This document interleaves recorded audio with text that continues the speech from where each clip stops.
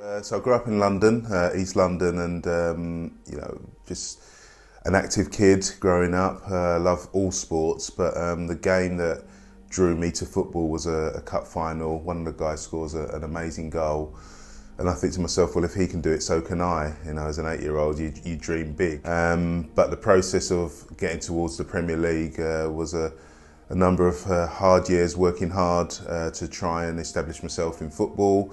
Once that happened, I got taken on by a professional team called Charlton when I was 14 years old. And then 14 to 20 years old, getting a professional contract, playing some games, then moving to a team in League Two called Barnet. Spent 3 years there, then moved to Reading, spent 3 years there.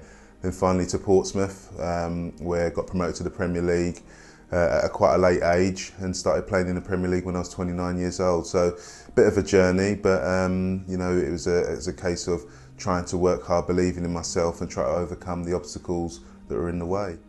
When I became a Christian, it was because I'd come to the end of myself. I was 28 years old, I chased a dream, I wasn't satisfied.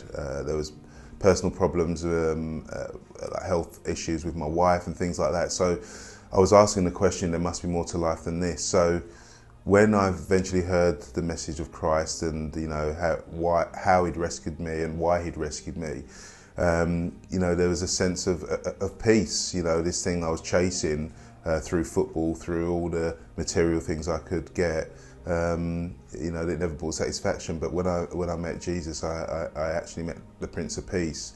So that was in my life. So when the guys in the dressing room and had heard about my Christian faith, they gave me a lot of stick, because I was different now. I wasn't trying to act differently, but they knew that what I was doing was, against the culture of football. So I had some good friends within the church family, but I think the guy that really helped me move forward in a way to accept being a Christian in football was the chaplain, a guy called Mick Mellows. He had a prayer partner called Mickey O'Brien, and we'd meet once a week, we'd pray together, read the Bible together. But Mickey was a former footballer and he understood the culture.